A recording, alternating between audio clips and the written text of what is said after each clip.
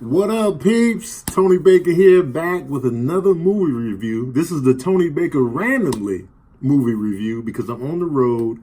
We got shows this weekend. I'm in Norfolk, Virginia, and I wanted to do a review on the road just to get it up fast because I wanted to review Captain Marvel. You know what I'm saying? First of all, I cut myself, shave my head. Don't judge my life. You know what I'm saying? It be like that sometimes. I'm just out here with the shaved scalp. You know what I'm saying? But don't judge me. You know? But anyway, that's neither here nor there.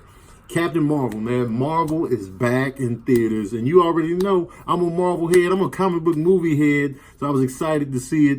Let's go. Captain Marvel. We've been waiting. Origin story. Let's go. Marvel's first female-led movie. All right. Now, if you're not familiar with Captain Marvel, in the comic book, Captain Marvel initially was a character. He was a man. And he had the quantum bands, and he was Kree, but he ended up on Earth. Kree is like a race that's been mentioned and featured in like Guardians of the Galaxy heavy, and so he was a guy. And throughout his timeline, Captain Marvel, you know, he would always thwart Thanos. Like he'd be fighting on the galaxy tip, and he was a thorn in Thanos' side. Every time Thanos would try to take over the universe, Captain Marvel was there to just be a thorn in his side, you know what I'm saying? A spike in his ass cheek, you know. I don't know where I got that term from, but feel every piece. So, Captain Marvel ended up dying of cancer in the comic book. And so, there's a character named Carol Danvers who, she was like a military pilot. And she ended up getting powers. She had the power of strength, super strength, and flight. Now, Captain Marvel, the woman, the female, Carol Danvers, and that's what this movie is about, Carol Danvers. Throughout the comics, a lot of people don't know this, Rogue got her flight and strength powers from Carol Danvers. You know when Rogue, if you're familiar with Rogue, if she touches you, she like steals your life essence a little bit. And she can take, like, if you got powers or whatever, she can get your powers, your memories, by holding on to you, just by touching you skin to skin. She held on to Carol so long that she permanently took her flight and strength powers and some of her memories. Carol Danvers was towed up for a long time. And then she ended up getting these other powers, and then she was called Binary after that. And it's funny, when Rogue showed up to the X-Mansion and Carol Danvers was there, no words given. She just knocked Rogue clear out of the roof of the mansion. Anyway, that's neither here nor there. Let's focus on the movie. Now, Carol Danvers is played by Brie Larson, who Academy Award winner. She was also in Skull Island. That's what I know her from because I didn't see The Room, in which she won an Oscar. And she plays Carol Danvers. Jude Law is in it. Annette Bening. And of course, we got Sam Jackson returning as Nick Fury. Now, the movie is set back in the 90s, okay? So the movie is set in the 90s. So it is before anything that ever happened with Iron Man, you know, the Hulk, the Avengers. It's before all of that. So, you know, it's set in the 90s. Starts off, you know, they get right into it when it comes on. Like, when it comes on, they get right into it. They don't explain everything off top. You got to kind of be patient, wait for everything to come to you throughout the story unfolding. So it just starts, and you're like, man, what the hell is going on? You're just as confused as Carol is, because Carol's memory is jacked up. She doesn't know really who she is, and while she's out on this other planet with these people, she's confused about her origin herself. So it was kind of an interesting way to present like the origin story. And we know origin stories can be hit and miss. They can be cool, but they're not usually always strong all the way around. Like you think about Captain America, the first Avenger, the first Thor. The origin stories can be shaky. Now you got good origin stories like Iron Man, Black Panther, and Guardians of the Galaxy. But sometimes they can be a little shaky, like the first Spider-Man in the original, you know, Spider-Man output. And I feel like, for me, usually the sequels are better when it comes to the comic book movies, except for like Iron Man 2 wasn't as good as Iron Man 1, in my opinion. So we get right into the mix of things, and it's about a Skrull and Kree war. Now, the Skrulls are this alien race of people that can turn themselves into anybody they see, down to the DNA. So like if a Skrull sees me, they can turn into me, so you don't know who's who. And the Skrulls used to be cracking in the 80s. You used to fight the Fantastic Four all the time. And you would just never know who was real and who was a Skrull.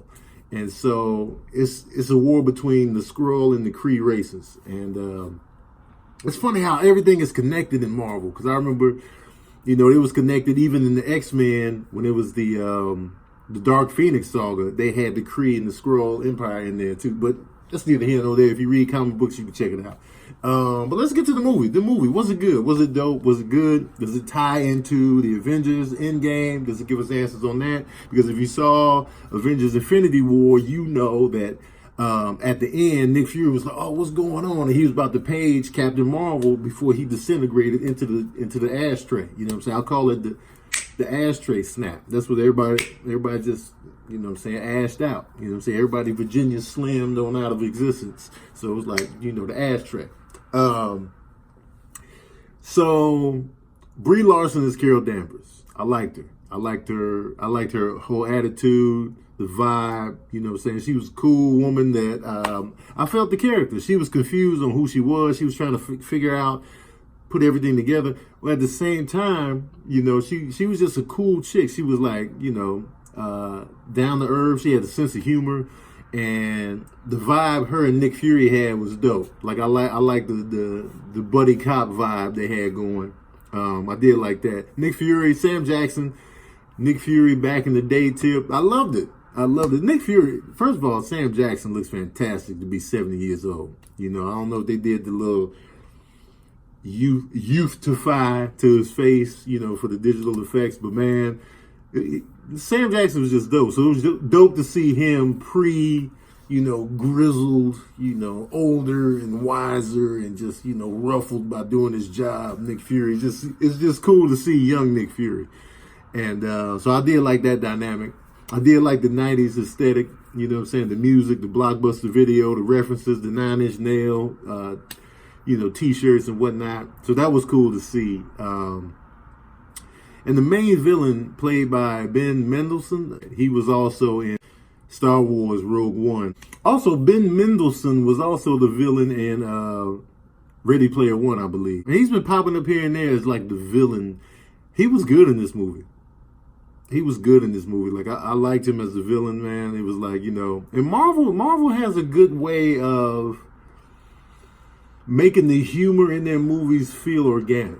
You know what I'm saying? Like, all the humor just felt organic to me, which I appreciated. You know what I'm saying? And like, he was dope in this. Like, I liked his whole vibe. And some people, it's gonna be, I'll admit, it's gonna be hard to keep track of what's going on in the beginning. Like the first 45 minutes, you're gonna be like, man, what the hell is going on? Because they get the movie comes on, they get right into it.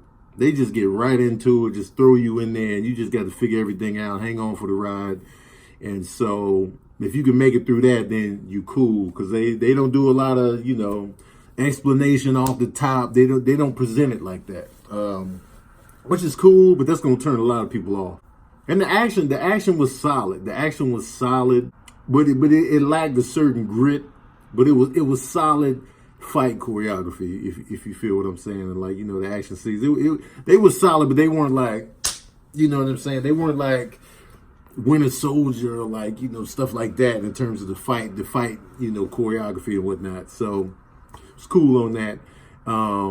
Once you get to know everything that was going on, it flowed better. I like the dynamic between Carol and her friend Monica Rambeau, who was her best friend before, in her former Earth life. That was her best friend, her co-pilot and whatnot. And she was dope. She had a little girl in there, which is a touch on a character in the Marvel comics. Her daughter is I don't want to reveal who her daughter really is, but her daughter is somebody special within the comic books. But anyway, that's neither here nor there. We got Jude Law in the mix. Now, Jude Law is, Carol's, right-hand man. When she developed into this new life, Jude Law was the right-hand man, her partner in crime. And it's good to see, I like Jude Law. I've been a fan of his for a while, so it's always good to see him. And it's good to see him in the Marvel mix. Now, don't forget to stick around. There's 2 post-credit scenes, so stick around for those. And I'm ready to see, you know, what transpires in the end game. I feel like what are some of the takeaways from these movies, man? Fight choreography is very important to me. Fight choreography is very important to me. Can I feel and get excited by the action? That's very crucial with me when it comes to comic book movies, because the comic books, I was all about the action. And so Captain Marvel's action was cool, you know what I'm saying? It didn't excite me like, you know, Civil War or like, you know, Winter Soldier. Those action scenes, it didn't hit me like those movies did. So I would put the action choreography on par with like Guardians of the Galaxy and stuff like that, where it's like, it's cool, but it's not like, man, that action. You know what I mean? I still feel like when it comes to Marvel movies, the Russo brothers have still provided the best action sequences in the MCU. And that still stands. Captain Marvel didn't exceed it or meet it in terms of action. Another takeaway is I really love cats. I love cats. I'm a cat person. I like the fact that it's a cat in this movie that's really in the movie, shining in its own destiny. I appreciate that as a cat person. Shout out to that, man. But I will say, yeah, the action, man, the fight choreography, the kind of wobbly start, it's kind of like, all right, you know what I mean? It was kind of cool, and it really didn't have an emotional impact on me. The movie itself, it didn't have an emotional impact on me like, say, Black Panther did. Black Panther, I feel like, had a strong origin story. Even though we was introduced to Black Panther in Civil War, this continuation of that into Black Panther's own origin story, surrounded by a great cast with a dope story. Even though Black Panther's fight choreography was lacking, in my opinion, the storyline was so strong and the ensemble cast was so dope, and it's hard to match that. And I feel like Captain Marvel was cool, but it didn't have that strong emotional core at the center of it, like, you know, what Black Panther was. Now I'm comparing it to Black Panther because that was the last origin story we got from Marvel, and like it wasn't even as strong as Doctor Strange too. That was another good origin movie, was Doctor Strange. So it was cool. It was cool. I can't wait to see more Carol Danvers in the future, man. And I can't wait to see her interact with the rest of the Avengers and stuff like that. And I'm looking forward for more. You know what I mean? It was fun. It was a nice little setup piece. And I know a lot of people say it was just a setup for something bigger, but you still have to judge a movie on its own merit as a movie itself on the solo tip. So even though I know it was a nice setup for what's to come, I still got a docket for, you know, some of the stuff it just didn't have. Like, it was just the fight choreography, the stakes. It just felt, the stakes didn't feel extremely high. Even though I enjoyed the characters like Nick and Carol and like stuff like that, I just didn't feel the stakes and the grittiness and the impact of what was really going on. So I got a docket for that, man. But forget all that. Y'all want to know the smooth jazz review of Captain Marvel. Well, here it is. Oh, yeah. I'm giving Captain Marvel 3 saxophones out of 5. Then when I turn around, I'm going to do the snap and then fade in the ash. Cigarette ash, you know what I'm saying? The Virginia Slim ash. All right, peeps, that's my review. Tony Baker randomly on the movie review tip of Captain Marvel. Let me know what you thought about the movie in the comment section below. Are you excited to see it? What you think about it? How you feeling about it? Let me know in the comment section below. And don't forget to like, share, and subscribe. And as usual, we out here.